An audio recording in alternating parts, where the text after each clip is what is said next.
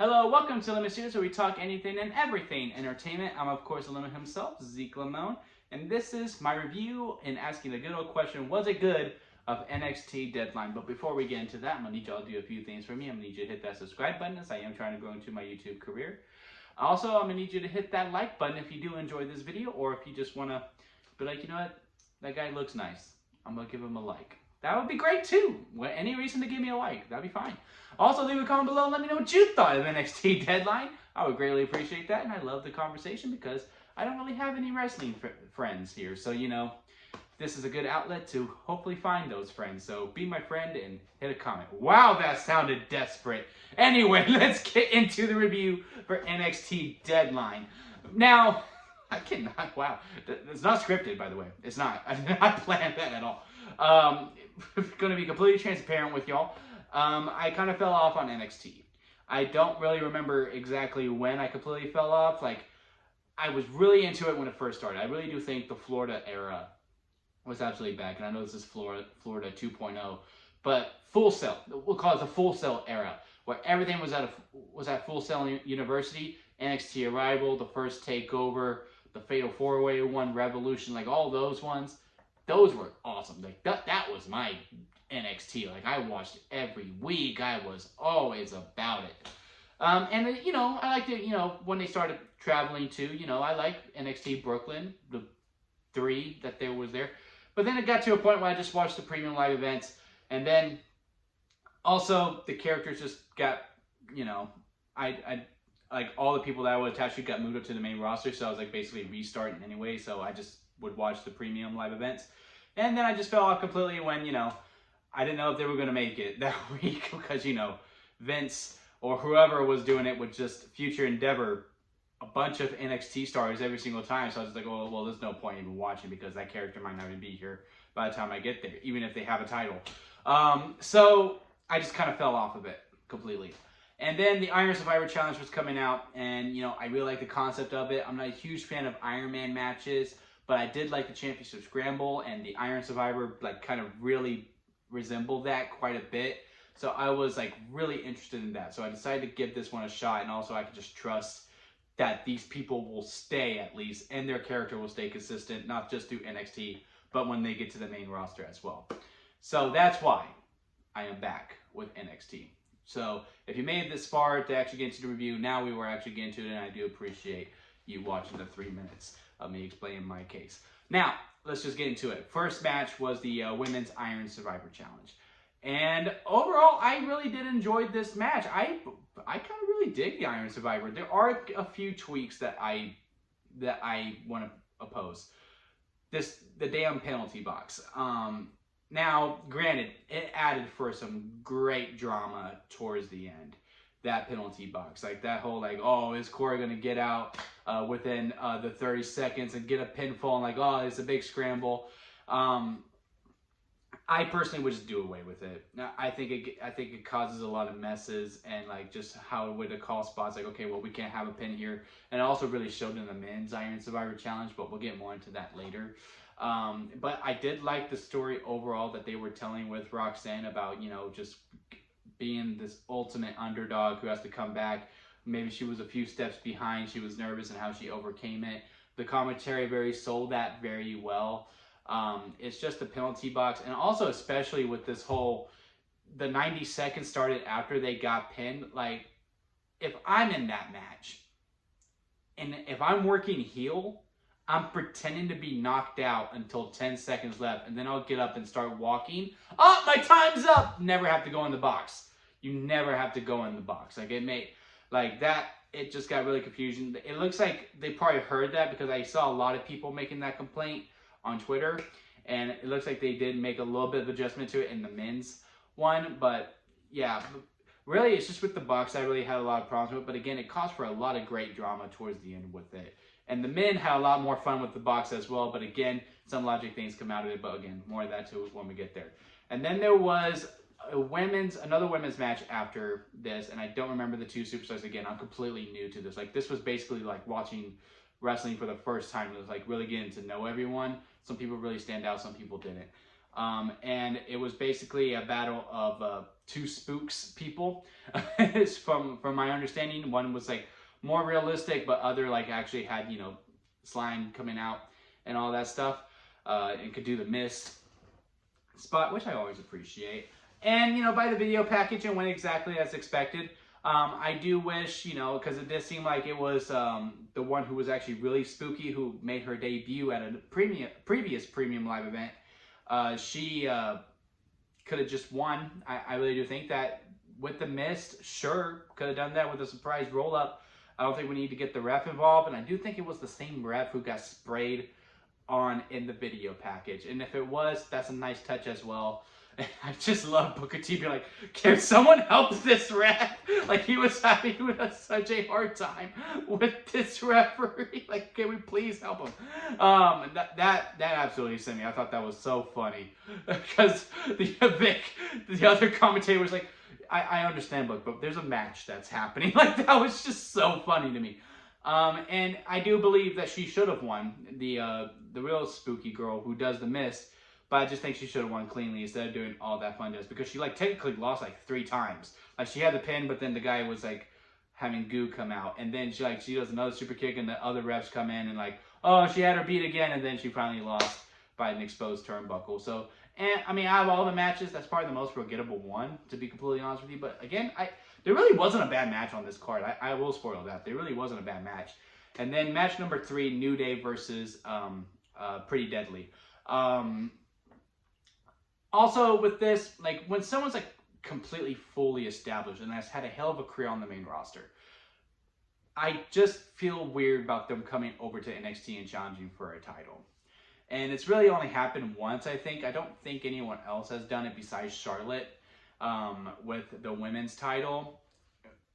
Like, I don't mind them coming to NXT. I truly don't. You know, yeah, come and have like one blow-off feud with an NXT tag team, just not for the belt. Like, that's just where I stand with it. I just didn't like that. However, this was one of the most fun tag team matches that I have watched.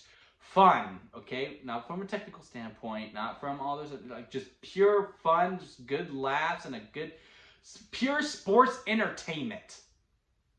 This was one fun of them. This was really, really fun match that I watched in a long time. I love the quadruple Eddie Guerrero spot where everyone's just trying to throw the chair and fall and kept going back and forth. That was a lot of fun. The twerk off was also a lot of fun. Booker T just having a nervous breakdown about Pretty Deadly possibly losing these titles. And I like Pretty Deadly. I do. I enjoy it, and they're great for the environment that they are in. I do think once they get called to the main roster, though, they're gonna get buried. It's the same problem I had with Tyler Breeze when he first started. I was like, man, this is a great character for where it's at. It's not gonna resonate well with the main roster. It's just not. I don't think Pretty Deadly can resonate well with the main roster. I just don't. So if this was like their way to like go out, because like I think they've also held the titles for a little bit too, because that's why New Day was challenging them, because like they've beaten all the other tag teams. So what was the point of even going on anymore? Oh, here comes the New Day. And also, you know, just from a story standpoint, like, they tried everything they could to make it seem like why this would be a fair fight, of them going, well, New Day competed on SmackDown yesterday, so they're not at 100%. They had all these things, you know, the cheating for Pretty Deadly one, but New Day had to win. Like, you can't just have, like, one of the best tag teams in the history of wrestling lose to your developmental talent. Your head of creative even calls it the developmental talent. Like, come on now. Like, it realistically just doesn't work. So, of course, New Day had to win. Now, what will they do?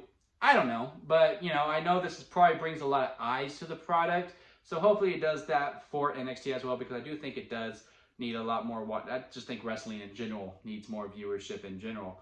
I said in general like way too many times. Even though, honestly, with this show, does this make me want to watch every week? No, but there are a few characters I really stand out for. I'll watch their clips when they come out on Twitter. Like, it'll add on to my Mandy Rose catalog. And who else did I really enjoy? I'm going to definitely look out for Roxanne.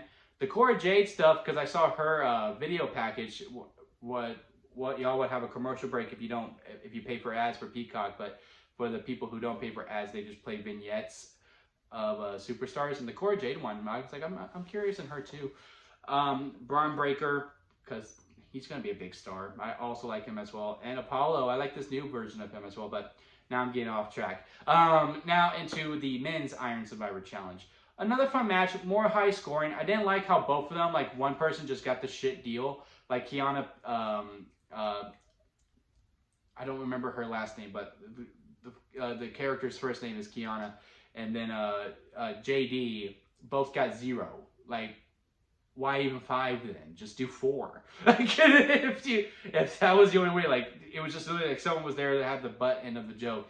And I could see, like, throughout TV that, you know, they can use that, like, I was the only person who couldn't get a pinfall. And that, and, you know, you can go in the story directions that way. But, to me personally, they should have just done the 4, if that was the case, because they all kind of structured the same, too. They were all tight at one point, and everyone was trying to go for the win. Oh, crap, what's his name? It's the guy who won, Wheeler, is that his name? Great heel. I loved to boo him. Like, I wanted to boo him in the best way possible. He just knew how to get under my skin, like, actually draw out emotion from him. Like, man, I hope this guy doesn't win, but I couldn't take my eyes off of him. At the same time, great character work from him. He was a big standout. Joe Gacy, he caught my eye too quite a bit. And Carmelo Hayes, like the men people, they got my attention. They definitely got my attention. The other two, they're interesting. I mean, Maxium, I believe that's his name. He has a great moveset as well. And the JD stuff, I was just like, oh, I like hurting people. I was like, okay. Wrestler 101, right? So I wasn't a huge fan of him. Maxium, he has a great skill set, but don't really fully know what his character is. But the other 3, though, I kind of got them. Besides Joe Gacy, he has very good music. And also a really good moveset. I don't know his full character yet. He kind of looks like another spooky type character. But, yeah. This is where it started to get messy for me when it came to that penalty box, because Maxium was like climbing out of it and like the door was open, but yet time was still going. It was just like, what are we doing? And like, I like how when they were both in the box, like they were still fighting each other. Like that was fun. And also like they would stay in the box and close the box. It's just some logic stuff that I didn't really like too. And I also didn't really like the indie too. And also this comes into effect. I don't remember if I talked about it in the women's, but one of the men, in the men's one, anyway, it really showed that, you know, if you would have added just an extra 5 minutes, and I can't take credit for this because I saw it on Twitter, like, they really should have made this 30 minutes instead of 25, because when the 5th person comes in, it really feels like go, go, go, go, go. And, like, no one really had time to breathe, and a lot more errors would happen. I agree 100%. Once that 5th person came in, they knew they only had 10 minutes, and they just had to get going. Crash, can you stop? My dog is barking. So sorry about that. And you can just see that they were trying to rush a lot. And also the complete ending, I don't know why Hayes was chasing him. I don't get it. Like, I was like, just pin Maxium again, but then someone was saying, well, no, he was out. I mean, like, he couldn't go into the box because, like, the match was over anyway, so he was, like, technically eliminated. It's like, okay, I get that. But just go after anyone else. Don't chase the same dude the whole time. I wasn't a huge fan of the ending, but it really serves the character. I hope it's Wheeler. I think it's Wheeler. I'm not sure. Whoever, the person who won, it helped benefit his character quite a bit. And I'm looking forward to that. I'm assuming both of these Iron Survivor challenges, they're going to face at New Year's Day. That will be an episode I do watch. Now let's get into the main event. Apollo Crews versus Braun Breaker. I am a sucker, and I know a lot of people aren't a huge fan of it, of the storyline of just two good guys who have respect for each other and like, hey, let's have a good match. I like it. I like it. It doesn't happen too often. I can understand why people call it boring and like, you know, like, well, who am I supposed to cheer? Because, you know, the whole point of wrestling is like, ooh, boo that guy, and yeah, cheer that guy because like it's easy storytelling. You need a clear villain, you need a clear hero. As for this, it's two good guys. So it's like, eh. And they were really pumping in crowd noise because I think they were quiet, but like I heard like whistling and whistles and all that stuff in there. I was like, I don't see anyone doing that. Are they pumping in crowd noise? Because like they just looked like this the whole entire time. But I also think it was just, you know, they were just tired at that point, and like what they came to see, the 2 Iron Survivors, that was the other thing. You're trying to put over this match, put one in the main event. Put it in the main event. Braun, I know you're our main event star. We're gonna put you co-main event today. People are coming to see the Iron Survivor Challenge. Like, I think they were just done. Like, at that point, like, all right, we saw the 2 Iron Survivor Challenges. All right, well, I mean, I guess we got another 20 minutes to kill. That's what I felt like that crowd was doing. I don't think it was necessarily a bad crowd. They just came what they came to see for. They didn't really care for it. And good storytelling overall. I liked how every match felt different. And I do think Apollo should have gone over. Plain and simple. It's the same thing with Mandy Rose as well. I think Mandy Rose and both Braun Breaker and Mandy Rose are ready for the main event. Or going to the main roster. Maybe Triple H doesn't have plans yet. Like, I like how it really doesn't seem like they're not going to call someone just to call someone up at this point. They're not going to call them up until, oh yeah, we actually have a good base storyline for you that we're going to go with, like Io Sky and Dakota Kai. But I know Dakota Kai was already featured Endeavor by then. Where you're like, okay, like, yeah, here's what you're going to be doing, and like, this is what we're thinking about, what we're going to do for the next few weeks. So hopefully that's all it is, but I do think it's time for them to be moved up, and I think the Iron Survivor Challenges should have been championship matches with both Mandy and Braun Breaker, and this probably should have been their time to just end it, and like, all right, come Rumble season, all right, you're into the main roster, you're in the Rumble matches, and you know, you can still protect them. Like, they could still be like monstrous threats. Going into it, because they're so dominant now. Like, who do you have them beat? Like, I really hope Roxanne beats Mandy at this point, because like, we have a good underdog story with that. But with Braun Breaker, from what I understand, he's beaten everyone. Who's left at this point? I don't really, even though I like the character who won of Iron Survivor, because he's a good person to boo for, do I really think he's going to win? No. I really think Apollo was like an actual threat. I don't know, but overall, I like the NXT Deadline. It's going to take me a little bit to like really understanding the storylines and all that stuff. I think I'm going to do like a weekly wrestling thing where I just discuss storylines that really stood out to me throughout, and I can actually incorporate AEW into those. It's just really hard to watch those pay-per-views because those are actual pay-per-views, and sometimes I just don't have the money for those. But yeah, I mean, again, I like the NXT Deadline overall. I'll definitely be tuning into the New Year's one. I don't know if I'll be watching every week moving up, because, you know, a brother can only handle so much wrestling. And yeah, and that'll be it for me, guys. I'll see you here next time at Lemon Studios.